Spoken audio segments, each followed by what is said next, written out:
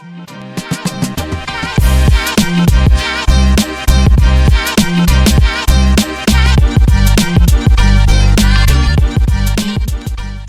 back to the Physique Factory Podcast, and today it's just me, it's just Conor.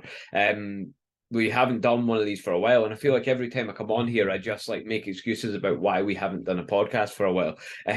But genuinely, there has been a lot of shit going on. I've been going on holiday. James has finished up competing, and now we can't get 5 minutes to actually do one of these together. Five minutes wouldn't be a very good podcast; wouldn't be very long, but you know what I mean. This is actually the second time I've recorded this one, so I should be well practiced in this because I recorded it last Tuesday and yeah, it didn't work. The whole thing didn't save. I got 7 minutes of it, so managed to actually make a tiny bit of content for Instagram out of it. So it wasn't a total fail, but yeah, like 1 hour gone from my life. That's it, wasted.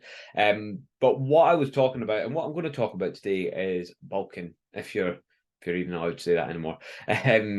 It's kind of frowned upon, isn't it? Like bulking's a bad term. We've got to call it a gaining phase because we don't want to call it bulking because it's bad to get too fat. And it's like, it's like everything else in life. What would you call them? The crew that are easily offended crew are within bodybuilding and fitness world now as well. But because, as I say, bulking's bad. Not allowed to say it, which is bad because I've just brought out something called the Bulking Blueprint. So maybe shouldn't have called it that. I might get cancelled.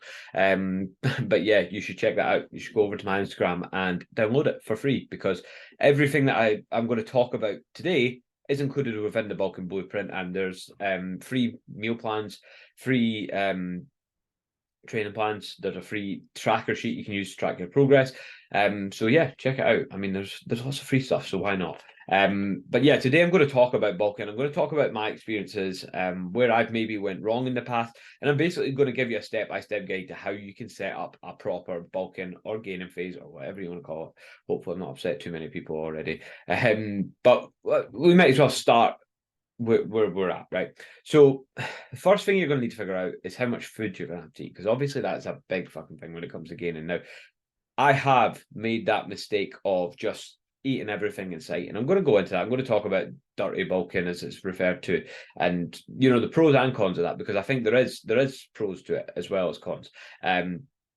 But first of all, we need to figure out how much calories you're eating right now. And you might already know that. If you've already been doing a cut of some sort, or if you've already been doing some sort of like diet, you might already know how many calories you're on. But if you don't, the easy way to figure out is basically just to write down everything you eat for a week and figure out the calories for everything we eat for the week. Obviously, look at how much protein you're eating as well. Add all those calories up for the whole week, divide it by 7, and figure out an average, right? And you might want to do this, if you're going to be really particular, you'll do this actually over the course of a couple of weeks, because if you do it over the course of a couple of weeks, figure out your average calories, and then you can see what's happening with your weight throughout that as well. So is your weight going up? Is your weight going down? Because chances are if your weight's going up, you're eating in a calorie surplus, and chances are if your weight's going down, then you're eating a calorie deficit.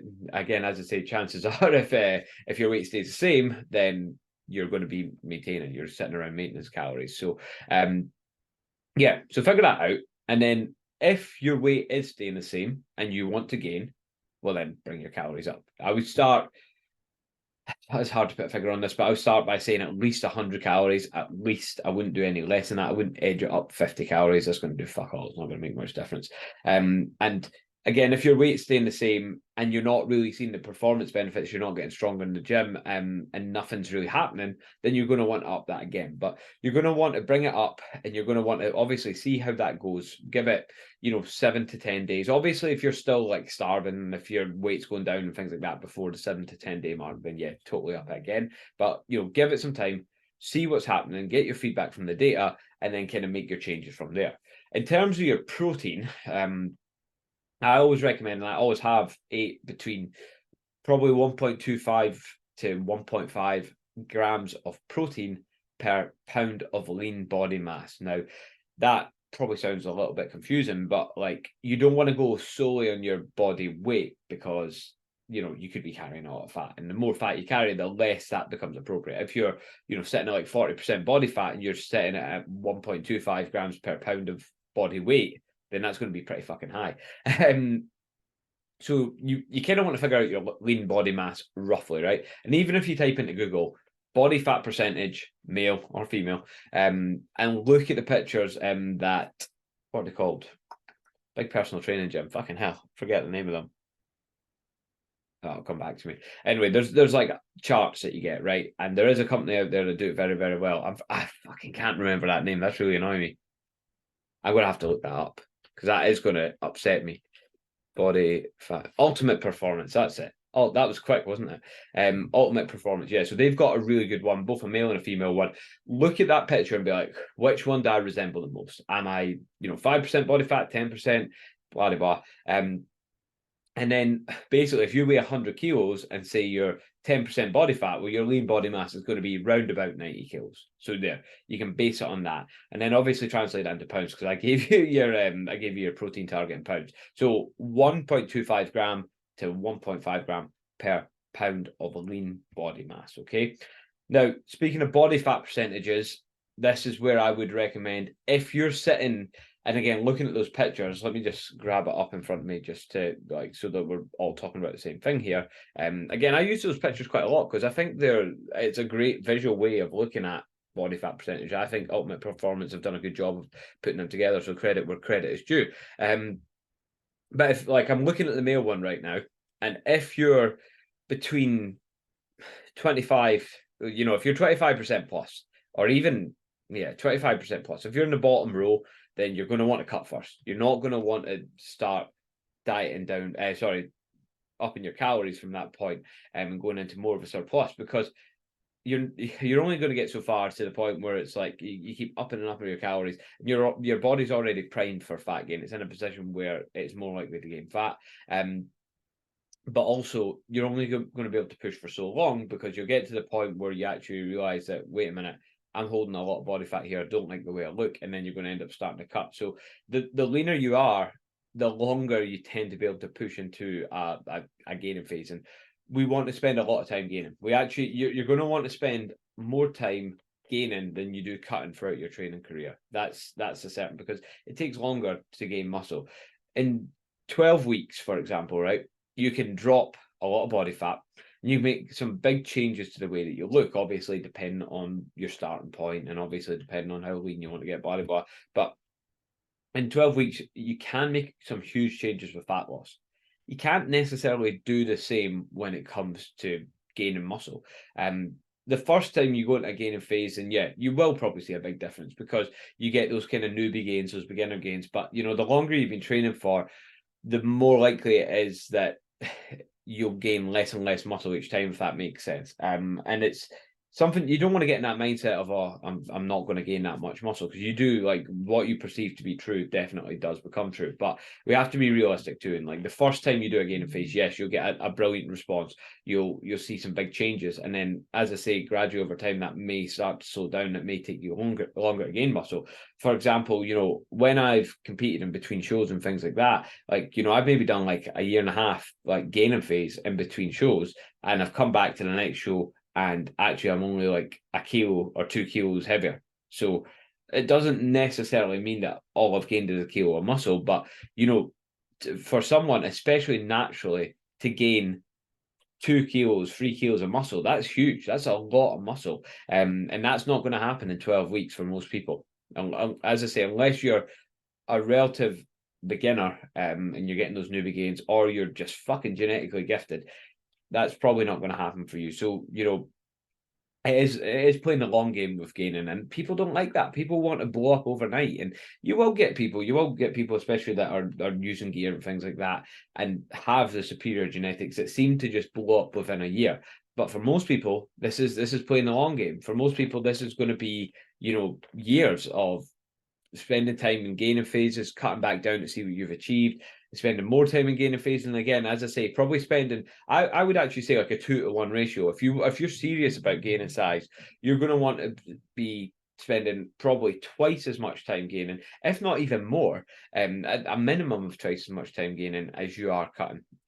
Absolutely. If you're wanting to gain some serious size, that is something you want to think about. So, like, say throughout the year, for example, I'm going to have to do some fucking maths here, but like, if you're spending 4 months cutting, you're going to want to spend at least 8 months gaining. That's probably a good ratio if you're someone who wants to gain a lot of size. But going back to what we're talking about nutrition, we're talking about calorie surpluses.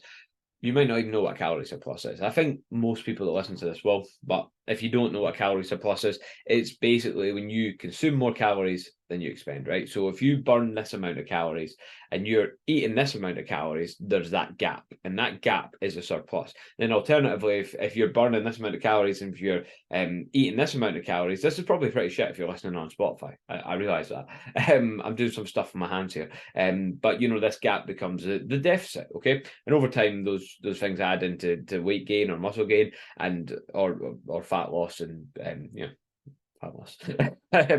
Or weight loss, that's what I mean to say. But think about if you're building a house, for example, right?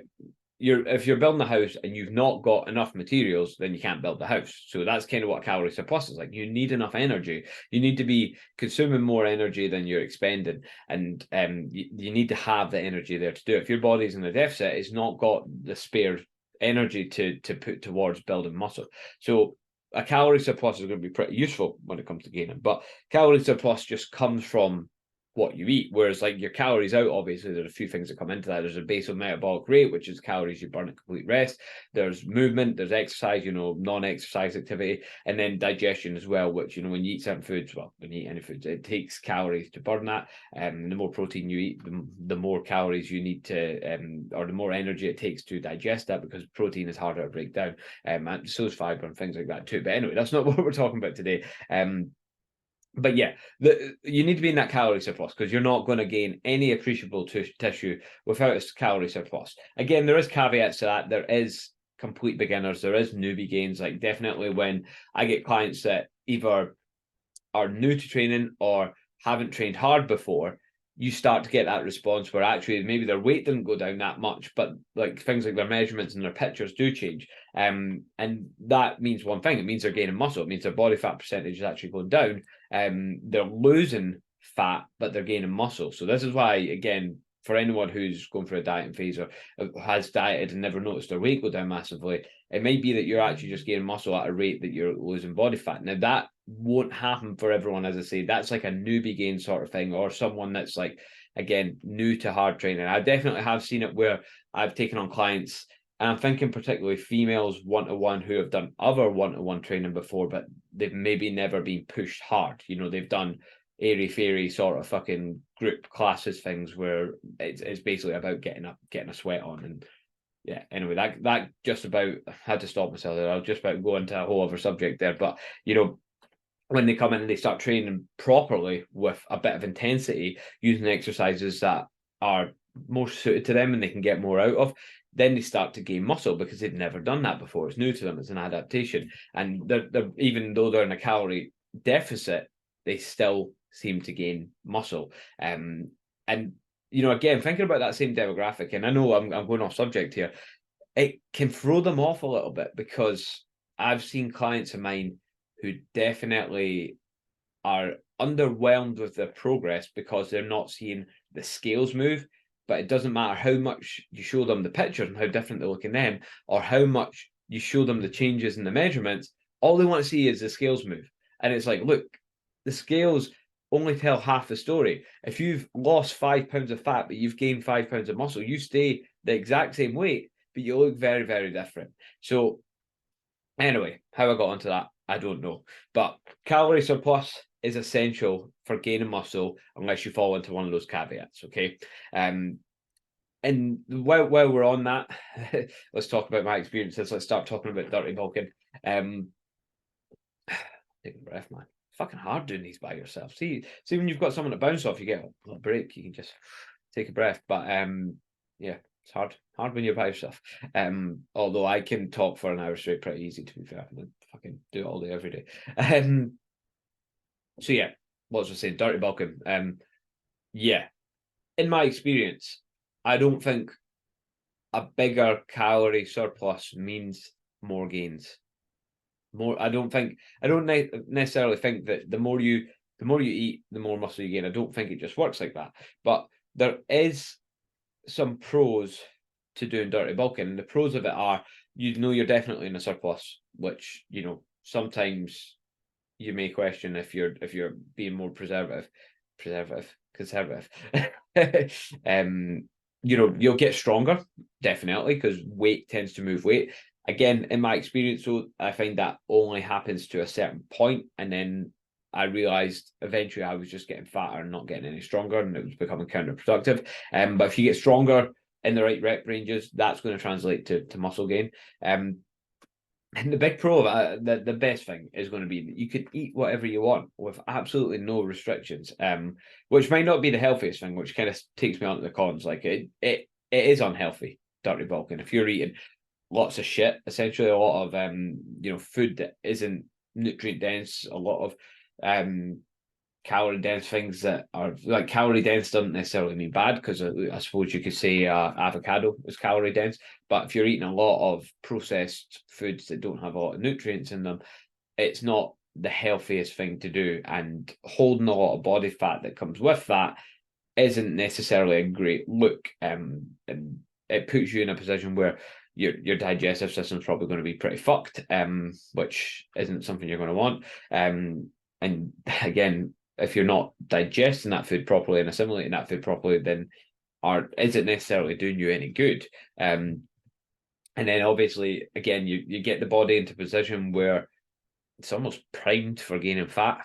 And then you've got to lose that fat again. So when it comes to dieting down, you're going to have to lose that fat again. So things I would think about is obviously your starting point with that. And I suppose the finish point with that too, the kind of where are you going next with this, which is something obviously I'm going to talk about as we go through. But like if you're planning on dieting down again soon, then a dirty bulk's probably not going to be a good idea, because then it's going to mean a longer diet. So you kind of got to think about these things and weigh up the pros and cons. But it's one of those things that, like, I think most guys try it once. I don't know if females do it to the same degree. I think there's maybe more of a fear of fat gain with females, whereas guys, I think most guys listening will have tried a dirty bulk.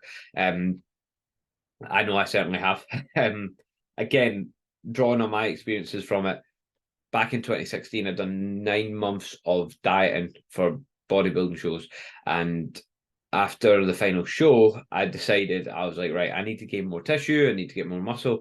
I'm going to go in a bulk. I'm going to fucking put my meals up to this. I'm going to start eating this amount of calories a day.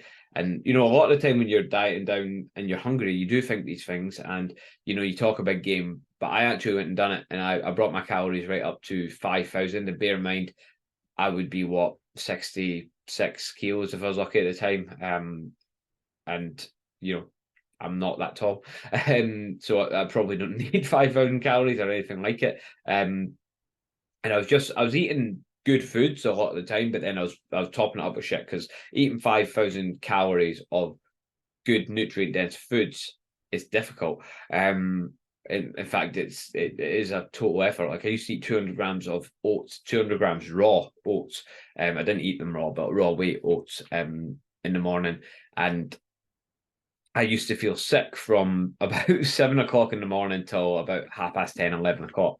I just felt absolutely sick because it was so much food. You're having that with protein and sometimes like peanut butter in it and things like that, banana in it sometimes, and you were just absolutely hammering the calories in. But obviously, like there's so much fiber in that it's so difficult to digest. And then there's obviously all the water as well when you're cooking those oats. It's like, yeah, it wasn't good. And then I just got fatter and fatter, and I thought, the more food I put in, I was like, I'll get my strength back again after the cut, and I'll start gaining muscle. And I wasn't getting any stronger. I was just getting fatter, which isn't great. And then eventually, obviously, strength does take time to come back, but it came back, and then I got stronger and stronger, and I did get pretty strong that year. But again, it got to the point where it was counterproductive.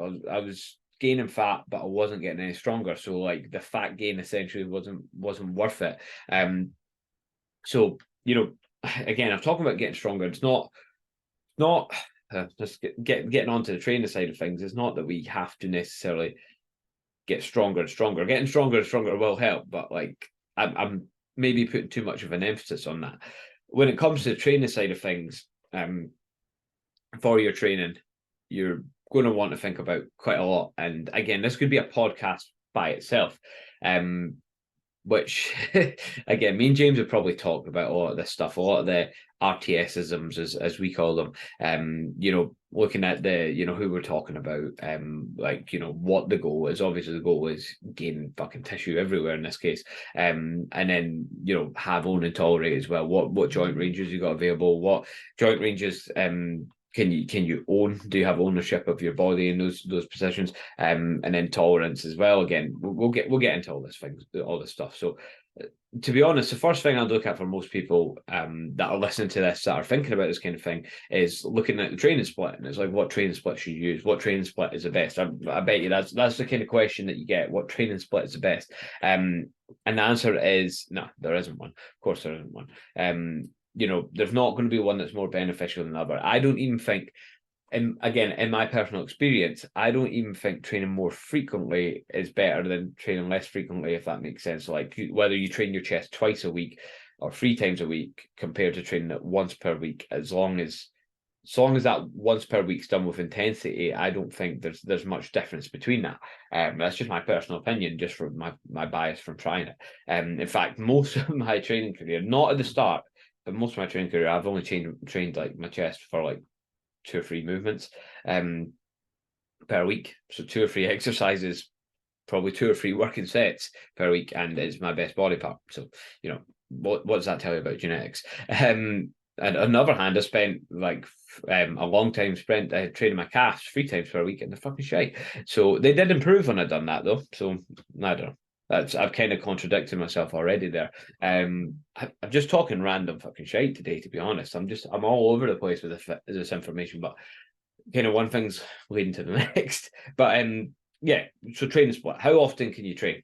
That's going to be a big one, because if you can train only 3 times per week, well, maybe you do push-pull legs, or I actually do push legs because I like to deadlift in the pull day. So then, it gives enough rest. If you can train 4 times, maybe do upper lower. And that way you're training everything twice. You can try it out for yourself and see if I'm talking shit or not. Again, I've done that. Didn't really like it. Just didn't feel I approached the sessions with the same intensity as I do if I do a kind of bro split sort of thing like I do now. So right now, or not right now, but once the gym's open again, and before this whole thing started with the gym, when I was training 4 times per week, I was doing a pull day, so a back day with deadlifts, and then I was doing like a push day, like chest, shoulders, triceps, and then I was doing legs, and then I was doing an upper body session. And that's kind of how I was training. Like I found that kind of worked the best for me. But I found if I'd done upper, lower, I just wasn't approaching things with the same intensity, especially the leg stuff, because you're doing them twice per week. But again, each to their own. Try these things out, see what you think. But find the split that works for the number of days that you can train. If you can train 5 days, then you can go more of a bro split. You can go back, you can go chest, you can go legs, shoulders, and then arms. You can do that. You can split it whatever way you like, as long as things are getting hit with the intensity that they need to be. Which again, we're going to talk about. What's going to be really important is going to be including exercises that you like. And again, it's not something that people talk about that much, because people talk about, oh, this is the most optimal exercise for your chest, or bench press is the best. You have to bench press for your chest. But what if you don't fucking like that optimal exercise? Or what if you don't fucking like bench pressing? In my opinion, you're only going to take an exercise to its limits and push it far if you're enjoying doing it. I really like to do a dumbbell chest press, and that's something that I've progressed quite a lot in my training career. And I think I find it easy to progress that because I enjoy doing it. I look forward to coming in the gym and doing some dumbbell chest press. But an exercise that maybe I wouldn't enjoy, which I'm trying to think of one off the top of my head. There's not many I don't like. But the ones that you don't enjoy as much, you're going to go into the gym and be like, oh, fuck, we've got dumbbell chest press today. Conor's programmed it because he loves it, but I hate it. And you're never going to get that far with an exercise that you hate. It's just, you're not going to enjoy doing it. You're not going to approach it with the same intensity. You're not going to have the same drive for it. So pick the exercises that you like, but also ones that kind of suit you. So you've got to get that balance of what you want and what you need, if that makes sense. Getting that kind of balance of that. Because obviously you don't want to be picking exercises that are going to cause you injuries. Because again, you want to be able to do this for a long time. And as I said to you already, the gaining phase is very much a long game. It's not a quick fix. It's not a short 8-week, 12-week cycle sort of thing. It's let's not talk about cycles. Fucking hell. If James was on the podcast, Jesus Christ, we'd be getting into another subject.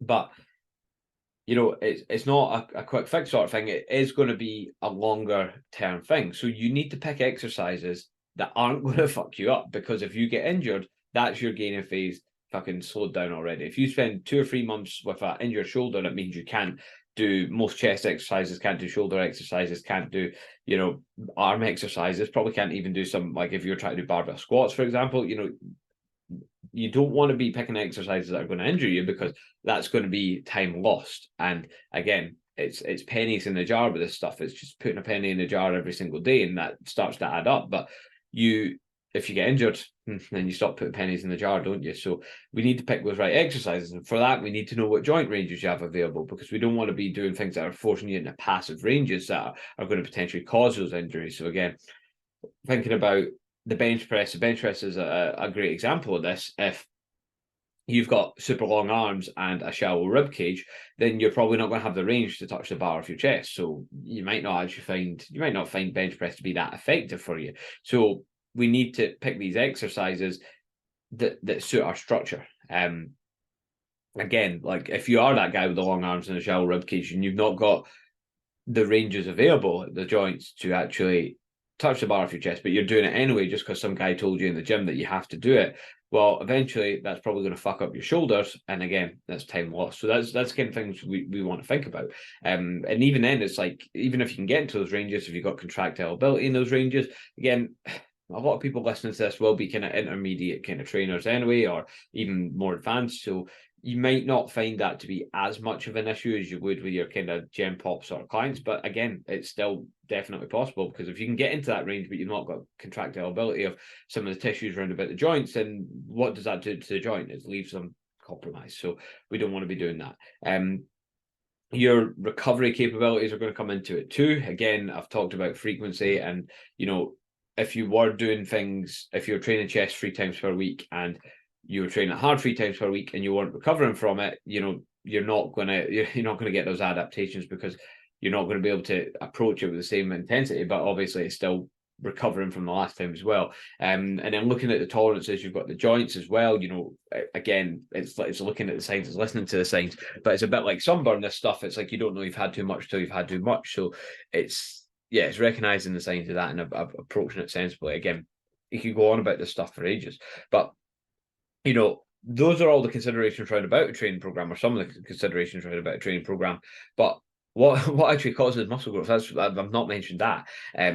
Which again, you don't need to know too much about this to make it happen, because I mean, I'd say I built a decent amount of muscle without ever knowing what caused muscle growth. I just fucking lifted. But you know, you've got mechanical tension, which is the main driver of muscle growth, right? And mechanical tension, obviously, as I've like alluded to already, it must be progressed over time, and your muscles are going to adapt to it. So obviously that's why you want to progress that over time. You want to increase the tension that is placed on those muscles, and that's usually by increasing the load. Metabolic stress is another one, which is basically think of the pump that you get. Think of lactic acid buildup. When your muscles are working more than they're relaxing, well, that's, you know, a buildup of metabolites. So that's another way of building muscle. So it's kind of more your volume work, you might say. And then muscle damage as well, which is more of a kind of byproduct of mechanical tension, but you can cause more muscle damage by doing exercises in a certain way, focusing on heavy eccentric work or things like that. But yeah, as I say, it's more of a kind of byproduct. But mechanical tension is the main driver of hypertrophy or muscle gain or whatever you want to fucking call it. But it needs to be progressed over time. Essentially, that's the take home from that. You think of it like this: like when I first went into the gym, I was doing sets of dumbbell chest press at like 15 kilos or something. If I was still doing 15 kilos for 3 sets of 10 or whatever at the minute, that's not going to be near enough to progress my chest. I'm not going to build any muscle off that. I keep talking about chest stuff, don't I? But I'm not going to build any muscle off that. But at the start I would have. But if I hadn't progressed my weights over time, and, you know, fucking 10 years later, I'm still doing 3 sets of 10 at 15 kilo dumbbells, probably wouldn't have gained much muscle on my chest, probably would have got so far, and that would be it. So yeah, things do need to be progressed over time. When it comes to the volume side of things, when it comes to the intensity side of things, then yeah, that's that's I'm getting into so much stuff here. I hope this isn't boring as shit, because I feel like there's a lot of stuff I'm talking about here, and I'm trying to cover a lot of the stuff that I put into the bulking blueprint, which kind of makes the bulking blueprint irrelevant. But there's some freebies in there, so go download it anyway. Did I mention that already? Go download it anyway. But yeah, volume, intensity, these are things that people tend to argue about. Is it higher volume and lower intensity approach, or is it higher intensity, lower volume? Volume referring to how much you do in a training session, how much sets and reps, essentially. I would say, well, it's not just an opinion. Not all volume is equal. Not all volume is going to be effective for muscle growth. So you can waste a lot of time doing volume that isn't really doing anything for you. It's fucking waste of time, waste of energy. So what I usually use with clients to ensure that their volume isn't a waste of time is, for their working sets, I'll refer to something like the RPE scale, which is basically a scale of 1 to 10 on how intense your set is. So if you were an RPE 9, for example, it's like, right, I could do 1 more rep. If you're RPE 8, could do 2 more reps. If you're RPE 10, it's like, I'm going fucking all out here. Clients, if you're listening to this, cover your ears. I'll usually set the RPE a bit higher, because I don't expect most people to train at the intensity that I would like them to. So if I'm doing a 10 for intensity, which I'll do on certain exercises, then I reckon they're probably only going about an 8. You know what I mean? Like, a lot of the time, people don't train as hard as they think they do, until that's obviously a good reason to maybe, like, if you've got an online coach, like meeting up with them and doing a session and seeing the intensity they're expecting it to. That's why I like doing it, just like setting the tone. And again, it's a big reason for wanting to get to the gym as well. Again, I get sidetracked here, but I think it'd be cool to have a place where, although most of my work is online now, it's like people come and see you, and we set that fucking standard. It's like, this is how I want you to train. So yeah, that'd be pretty cool. But we want to use that kind of, we want to be training at an intensity that is within range of failure, because that is where we're going to get the most effective reps, the ones that are going to actually cause that adaptation. Again, if I was still doing those 3 sets of 10 at the 10 kilo dumbbells or 15 kilo dumbbells for chest press, I'm not going to be anywhere near a 8, 9, 10 on the RPE scale. I'm going to be sitting down at like kind of between 1 to 4 on the RPE scale. And it's pretty much irrelevant. Apart from warming up, that's going to be pretty much irrelevant for me. But the one thing with an RPE scale is, or any sort of intensity scale, is, what are you defining as failure? Because again, you and I, as I say, could have very different ideas of what failure is. And again, that's kind of what I was talking about with my clients. It's like, you want to set you want to set the standard, but if they don't know what the standard is, if they don't know what failure is, what are we actually comparing to? So your idea of failure could be totally different. And I've kind of come up with my own sort of hypothesis on this. Big word, that, isn't it?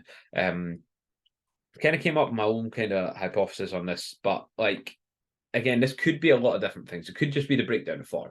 And if it is a breakdown of form, how little or how much are we talking about?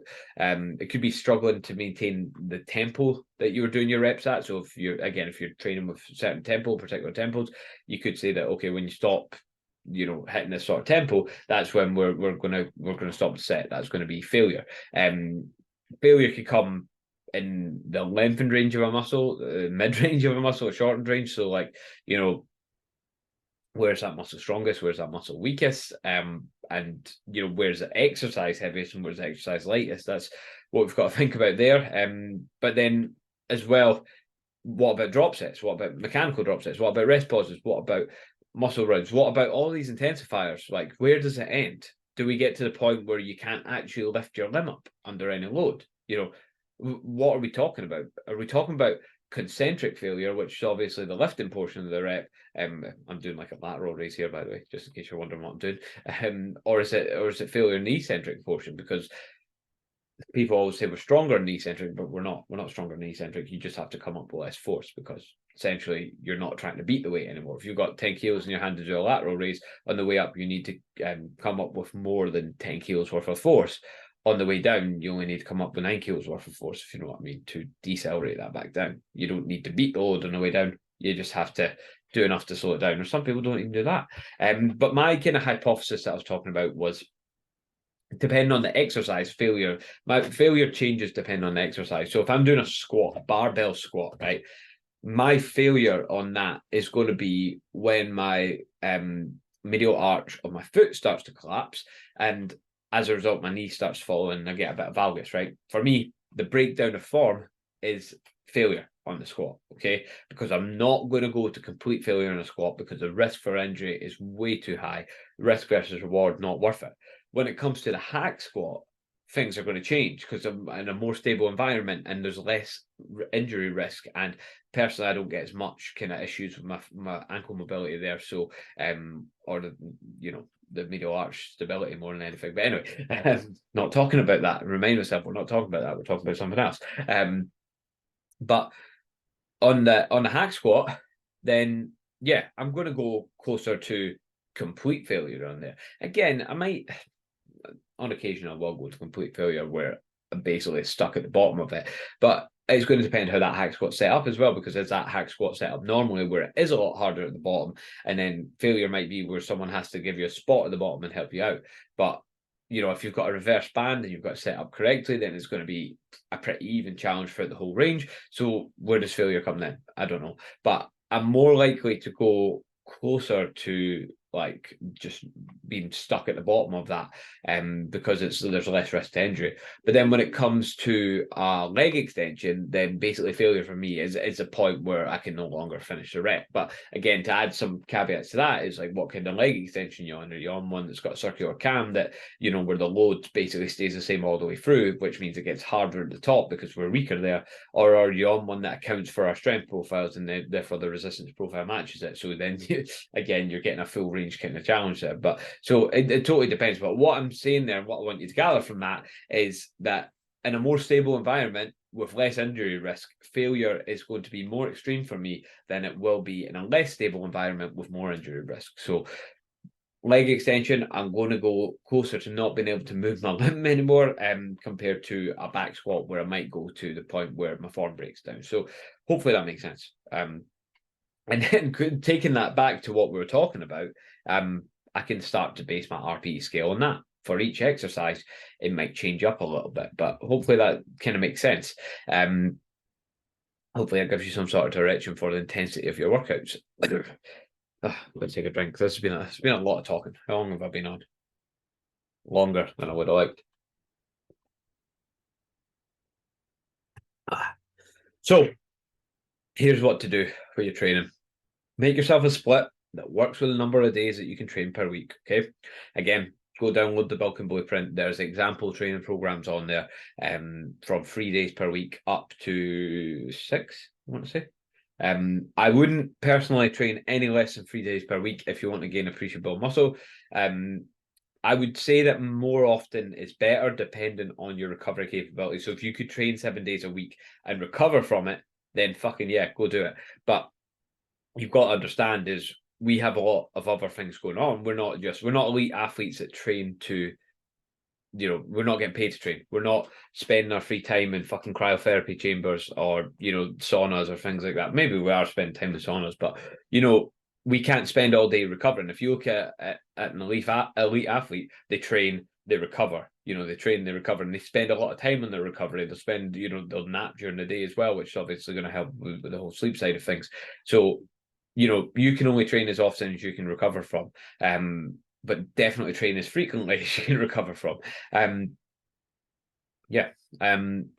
terms of the exercises you pick, pick exercises that you can perform with no joint issues, that you can progress, that you do enjoy, and the ones that aren't going to injure you over time. Make sure you nail your form first. I don't think I mentioned that yet, but make sure you nail your form first so that, like, if you're getting your form bang on, then you can standardize that and you can progress it from there. But if one day you're doing, again, say your leg extensions with a particular tempo and you're doing them nice and controlled and you're having a positive end, and the next day you put the weight up because last week it was all right, and then you just chuck them up and use it with a lot of momentum, that's not the same thing. That's not the same exercise. It's not the same tension that's on the muscle. So you need to standardize it so that you can then progress it. If you don't standardize it first, then you're comparing apples to oranges and it's not the same thing. And then from there, start to track your progression in the gym. As I say, you do want to be increasing the tension on the muscle over time, and that's mostly going to come through the actual load that you've got on the muscle. So we want to be logging our lifts, and we want to be making sure we're progressing our lifts over time. And that doesn't mean every single week. That just means over time, the trend should be trending upwards or in the right direction. Again, there will be times where you have to pull back and you're actually like, shit, you know what? I've let myself get a little bit sloppy in that. I need to pull it back. I need to nail that form again and then go back to progressing. But, anyway, shit happens. It takes time. And as I say, play the long game with the shit. Play the long game and it'll pay off. And then I would say in terms of rep ranges, which we never really got onto, most of the literature, I fucking hate myself even saying this. I sound like a generic fucking fitness professional online. Most of the literature says that you should train within 6 to 30 reps. But, 6 to 30 reps. I mean, how fucking ridiculous is that in a sense? Like, so 5 reps doesn't gain muscle, and 31 reps doesn't gain muscle. You know what I mean? But personally, I think if the intensity's there, I would just say cover a variety of rep ranges. I would say it'd be pretty cool to do sets that are low in reps, between maybe 5, 6, 7, 8. Ones that are kind of moderate, 10, 12, and then higher rep sets from time to time as well. I would definitely include a combination of them all and see what works best for you. You might find you actually respond really well to doing 31 reps, even though the literature doesn't say that works for you. So try it out. I would say if you're relatively new to training, you might want to start with a higher volume approach, and then gradually over time you can move to that lower volume, higher intensity approach. Because when you're relatively new to training and you've not got the skill level, your form's not that great, you've not got solid starts and stops, and your reps and sets aren't that good and they're not standardized, you probably want to practice at first. You probably want to spend more time doing more sets and reps until you get very good at that. And then when you've got the combination of good form, you're approaching each set with the right intensity, and you're able to get that intensity, and you're able to get that connection to the right tissues that you're trying to use rather than just moving, then you can kind of earn the right to move on to a lower volume and higher intensity approach. This phone's going off like mad. Emails. And they're all shit. So yeah. Got what I was saying there. Things to consider out with the training side of things, and the diet side of things. It's going to be lifestyle factors. As I say, like, we're not elite athletes. Our only worries are not how we perform in the gym, unfortunately. I know some of you guys would like to get paid to train. I would like to get paid to train. People are probably under the illusion that I do, but I definitely fucking don't. I get less time to train now that my job is in fitness than I ever did before, which is mental, really. People will probably be like, shut up, you're working a gym, you're opening a gym. But honestly, I have less time to train now than I've ever had in my life. But like, how far did I go into this? The stress side of things, the variables from stress, sleep, I suppose digestion too, which we will talk about digestion. But all those different variables and how you handle them outside of your training are going to make a big impact. When mostly it's going to be stress and sleep that we're going to be worried about. Essentially, when it comes to stress, a real quick kind of way of mapping this up is you've got the sympathetic nervous system, the parasympathetic nervous system. Sympathetic is your fight or flight mode. Parasympathetic is the rest and digest mode. Sympathetic nervous system is not a bad thing, because like if you were running from a fucking bear, for example, you would want to be in a sympathetic state. Your body needs that emergency response to help you get away from those situations. But unfortunately nowadays, the sympathetic response comes from work deadlines, college deadlines, uni deadlines, relationship stresses. And when those stresses don't go away. You know, if the bear's chasing you, the bear either gets you and fucking mauls you to death and kills you, or you get away from it and that stress disappears and you can return to your parasympathetic state. But with these little stresses that your bodies respond to in the same way, they're constant. They never end for some people. I'm not saying for everyone, but for some people they never end and they're constant, and you're constantly in that sympathetic state, and that's when we get chronically stressed. But the parasympathetic nervous system, sympathetic, I can't even say it, parasympathetic nervous system, your rest and digest mode is where you want to spend most of your time. Okay. And again, you can go into this a lot. There's so much to talk about here.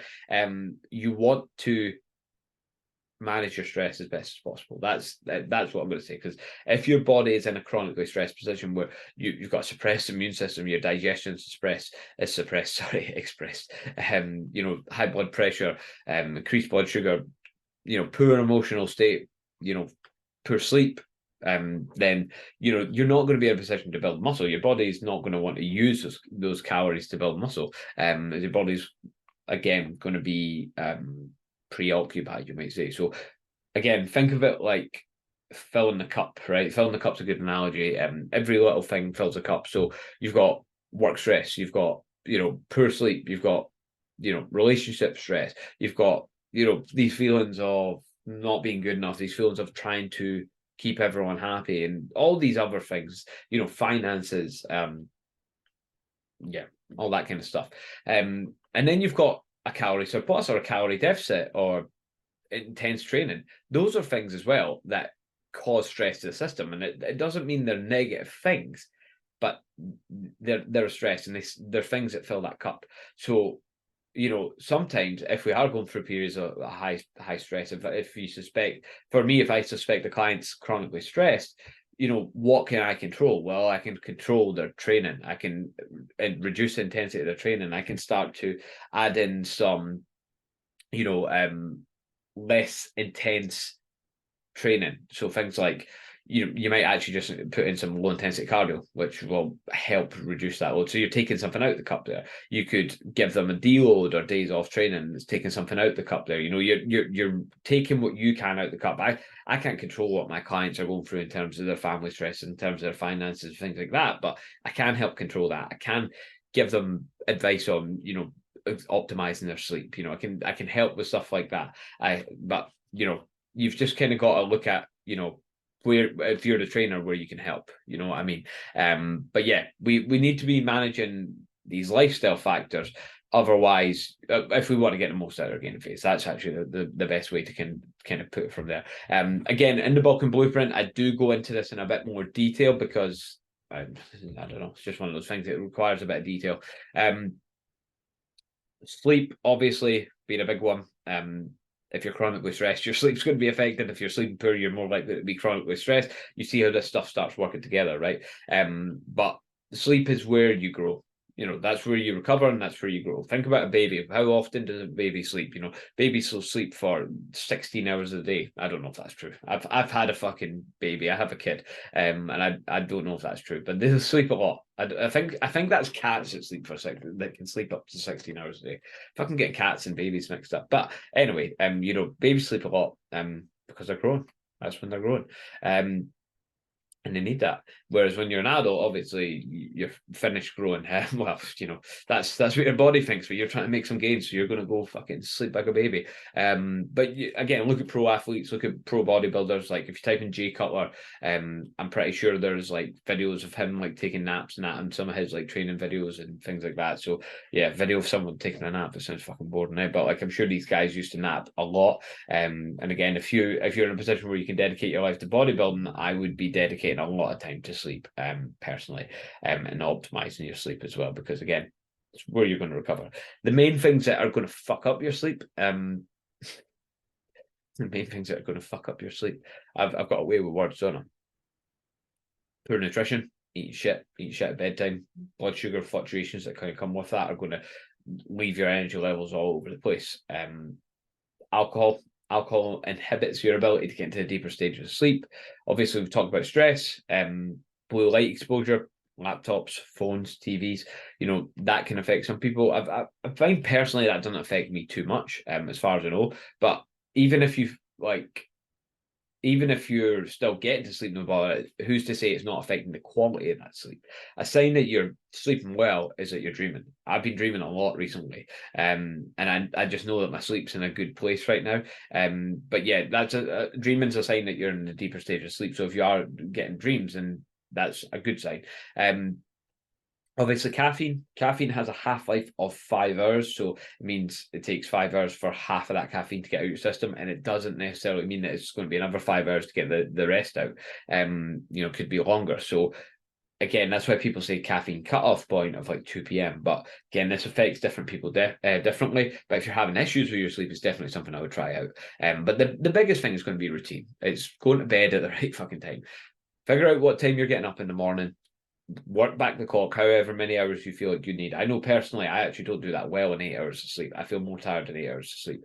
I do better in 7 hours of sleep. So if I'm getting up at 6, I want to be sleeping for 11, and that gives me 7 solid hours. So I need to go to bed probably at 10:30. So I know that then I need to be preparing to go to bed at 10, because by the time I do all the shit I've got to do before I get to bed, it takes me half an hour. So it's having that routine and knowing what time you then have to start going to bed, and having that kind of willpower to do so, being disciplined. I was listening to a podcast once, and they talked about the one thing. What is the one thing you can do that will affect the outcome, sort of thing? And the one thing when it comes to, like, if you're trying to, the way they talked about it, right? They talked about if you need to go to the gym at 6 o'clock in the morning, right, in order to get your workouts in, right? Well, what's the one thing you can do to ensure that happens? Okay, so you need to make sure you go to bed at the right time. Okay, so how do you make sure you go to bed at the right time? Like I say, if I need to go to bed at 11, I need to move at 10 essentially to get up to bed for 10:30 so that I'm sleeping for 11. So what is the one thing I can do to make sure that I move at 10?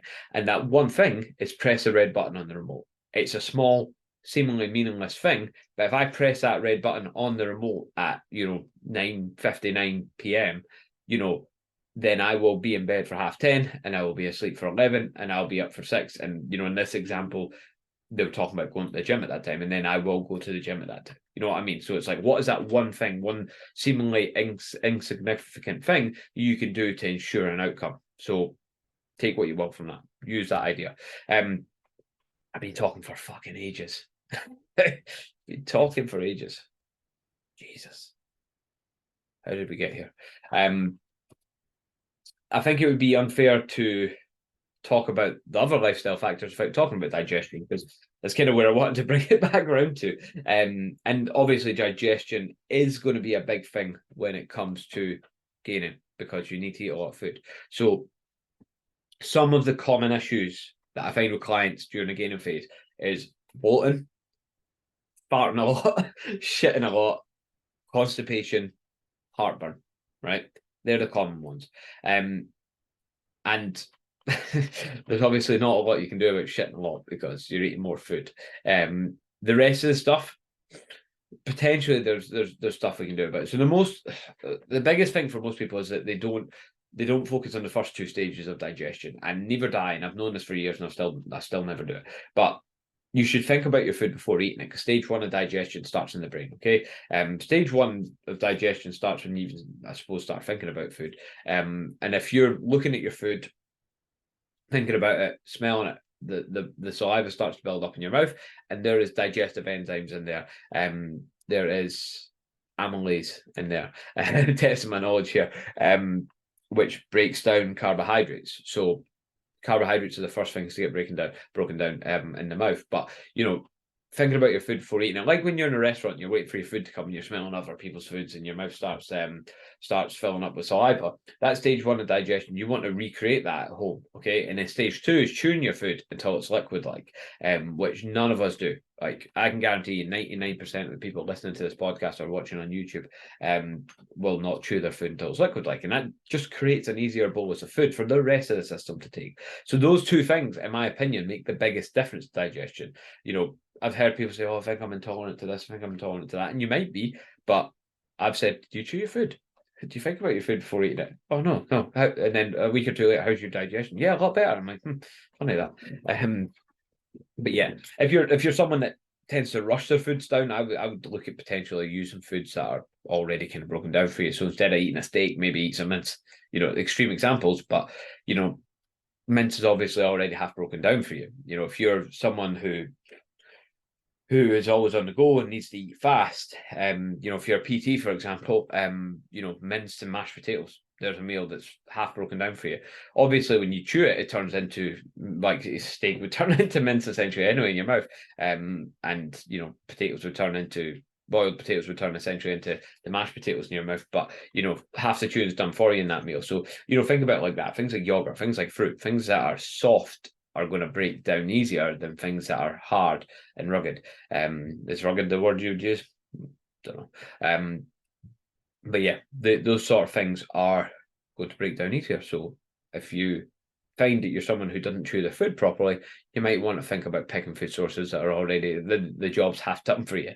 So yeah, reducing your fiber intake might help as well, because in a gaining phase, when you're eating a lot of calories, if you're eating a lot of quote unquote clean foods, there will be a lot of fiber. Too much fiber can actually be an issue too. And too much fiber can actually cause things like constipation, for example. Like, remember what I was talking about with the oats, the 200 grams of oats, that was probably too much fiber. My fiber intake was probably like 100 grams at that point, which is a lot, I would say. Again, individual tolerances will apply, but I found 100 grams to be a lot. Fiber, again, when you're dieting, it's a total different thing, because the more fiber you eat, the fuller you're going to feel. But yeah, when it comes to gaining, you're not going to want to not eat a good amount of fiber, but you don't want to eat too much, because that's not a good thing. You might want to eat more liquid calories. Again, it's broken down, it's easier to go down. You might want to spend some time doing lower calorie weeks. If you've been pushing for a long time, you might want to bring yourself back a couple of weeks and just give your digestion a break, get yourself hungry again, build up that appetite again, for even just a week, or even just a few days, it might be worth doing. Drinking plenty of water, getting plenty of water, and it's obviously going to help. Going for a short walk or standing up after meals, even standing up, because obviously gravity helps the digestive process. But going for a walk, I find to be more effective than just standing. But it depends on your situation, which one you're going to be able to do. And yeah, I also suggest buying plenty of toilet roll. Make sure you've got plenty. Make sure if any COVID things come up, that you've already got a stash, you're already prepared, because you're probably going to need a lot of it. But you can see how all this stuff kind of feeds into one another. If you're chronically stressed, and then that's going to cause poor sleep. Poor sleep is going to cause poor digestion. All these things kind of work into each other. If you're sleeping well, stressing less, you're going to digest better. You know what I mean? And then that all feeds into that recovery loop as well. And then that feeds into, obviously, training is basically, or the adaptation is basically stimulus and recovery. If you don't recover, it's not going to be the same adaptation. So we want to be looking at all those things. And that's why I wanted to mention that today, because it's boring as shit, all the stress, sleep, digestion stuff, but it's pretty fucking important. So yeah. But to kind of finish you guys off, once you've got everything that I've talked about in check, you're going to want to push for a long time. Like I said, you want to play the long game. You want to spend more time gaining, right? But how long do you push for? Well, it depends.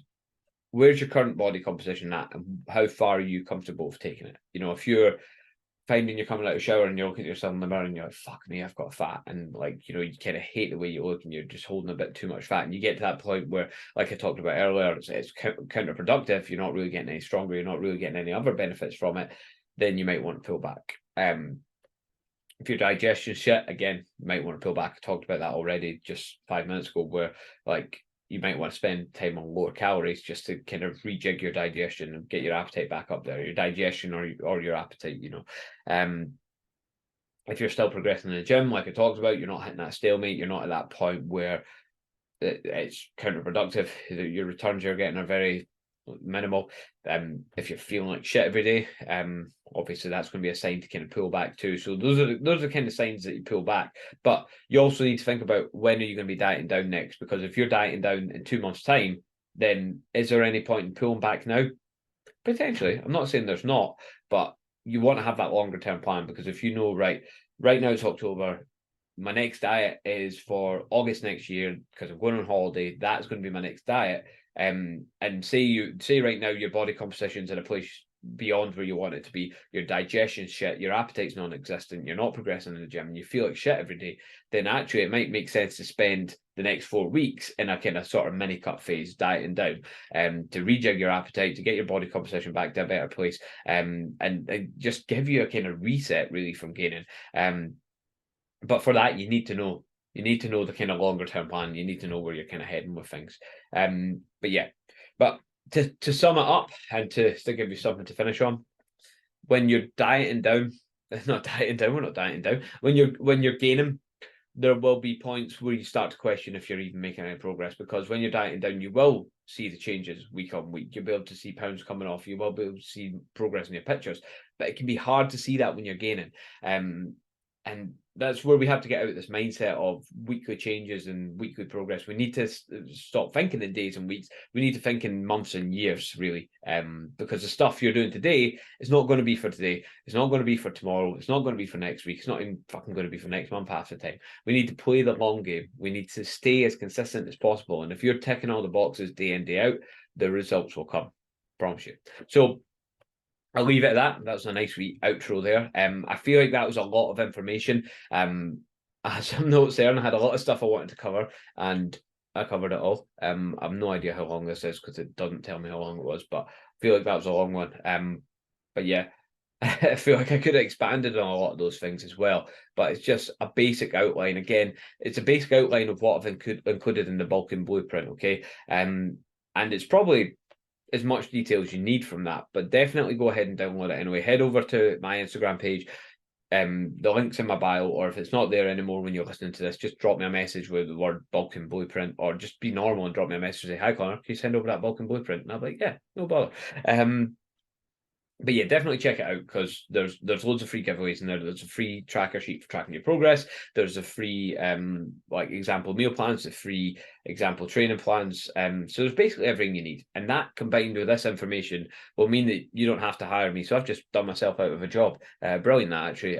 You know what, fuck that, the bulking blueprint's off the cards. But no, definitely go download it anyway. I'll give it a try, see how you get on with it, and hopefully I've given you enough information to get started. But again, all this stuff that I've talked about today is the stuff I wish I knew when I first started, when I took on my first bulk.